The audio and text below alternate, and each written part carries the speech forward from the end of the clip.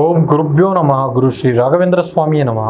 ಸಮಸ್ತ ಕನ್ನಡ ನಾಡಿನ ಜನತೆಗೆ ನಾನು ನಿಮ್ಮ ಪಂಡಿತ್ ಸಾಯಿ ಸ್ವರೂಪ್ ದೀಕ್ಷಿತ್ ಗುರುಗಳು ಮಾಡುತ್ತಿರುವ ನಮಸ್ಕಾರಗಳು.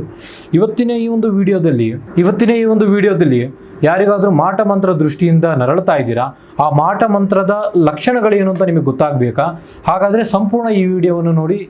ಇನ್ನು ಹೆಚ್ಚಿನ ಮಾಹಿತಿಗಾಗಿ ನಮ್ಮ ಒಂದು ಯೂಟ್ಯೂಬ್ ಚಾನಲ್ನ ಸಬ್ಸ್ಕ್ರೈಬ್ ಮಾಡಿ, ಲೈಕ್ ಮಾಡಿ, ಶೇರ್ ಮಾಡಿ. ಇದರಲ್ಲಿ ಮೊದಲನೇದಾಗಿ ಅತಿಯಾಗಿ ಆಯಾಸ ಮತ್ತು ಅನಾರೋಗ್ಯ.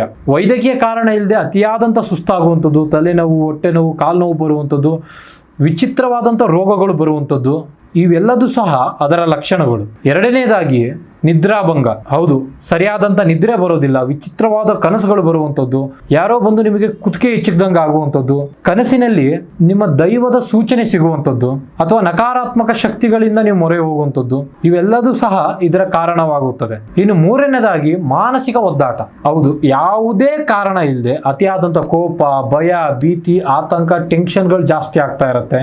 ಬೇರೆಯವ್ರ ಮೇಲೆ ಸುಮ್ಮನೆ ಅನುಮಾನ ಹೆಚ್ಚಾಗುವಂಥದ್ದು, ಇದೆಲ್ಲದೂ ಸಹ ಅದರ ಲಕ್ಷಣಗಳು. ಇನ್ನು ಮೇನ್ ಆಗಿ ನಾಲ್ಕನೇ ವಿಚಾರದಲ್ಲಿ ಬರೋದಾಯ್ತು ಅಂತ ಹೇಳಿದ್ರೆ ಹಣಕಾಸಿನಲ್ಲಿ ತೊಂದರೆ. ಕೈಯಲ್ಲಿ ಹಣಕಾಸು ನಿಲ್ತಾ ಇರಲ್ಲ, ಎಷ್ಟೇ ಕಷ್ಟಪಟ್ಟು ದುಡಿದ್ರು ₹1 ಕೂಡ ಕೈಯಲ್ಲಿ ಉಳಿದೇ ಇರುವಂಥದ್ದು, ವ್ಯಾಪಾರ ನಷ್ಟ ಆಗುವಂಥದ್ದು, ಮಾಡುವಂಥ ಕೆಲಸ ಕಾರ್ಯಗಳಲ್ಲಿ ಸಾಕಷ್ಟು ಅಡೆತಡೆ ಆಗುವಂಥದ್ದು, ಇದೆಲ್ಲದೂ ಸಹ ಇದರ ಲಕ್ಷಣಗಳು. ಇನ್ನು ಐದನೇದಾಗಿ ಸಂಬಂಧದಲ್ಲಿ ಬಿರುಕು. ಕುಟುಂಬದ ಜೊತೆ ಮತ್ತೆ ಸಂಗಾತಿ ಜೊತೆಗೆ ಸಣ್ಣ ಪುಟ್ಟ ವಿಚಾರಕ್ಕೂ ಮನಸ್ತಾಪಗಳು, ಕಿರಿಕಿರಿಗಳು, ಅದರಿಂದ ನಿಮಗೆ ಸಾಕಷ್ಟು ಕುಟುಂಬದಲ್ಲಿ ಇರಲೇಬಾರದು ಅನ್ನುವಂಥ ಆಲೋಚನೆಗಳು ಬರುವಂಥದ್ದು, ಇದರಿಂದ ಕುಟುಂಬದಲ್ಲಿ ಇರುವಂಥ ಸಂಬಂಧ ಹದಗೆಟ್ಟು ಹೋಗುತ್ತೆ. ಇನ್ನು ಕೊನೆಯದಾಗಿ ಮನೆಯಲ್ಲಿ ವಿಚಿತ್ರವಾದಂಥ ಅನುಭವಗಳು. ಗಾಳಿ ಇಲ್ಲ ಅಂದ್ರೂ ಸಹ ಬಾಗಿಲು ಬಡಿಯುವಂಥದ್ದು, ಕಿಟಕಿ ಮುಚ್ಚುವಂಥದ್ದು, ವಿಚಿತ್ರವಾದಂಥ ನಿಮಗೆ ಆ ಲಕ್ಷಣಗಳು, ನಕಾರಾತ್ಮಕ ಶಕ್ತಿಗಳು ಗೊತ್ತಾಗುವಂಥದ್ದು. ಇಷ್ಟೆಲ್ಲ ನಾನು ಇವಾಗ ಏನು ತಿಳಿಸ್ಕೊಟ್ಟಿದ್ದೀನಿ ನಿಮಗೆ 6 ಪಾಯಿಂಟ್ಸು.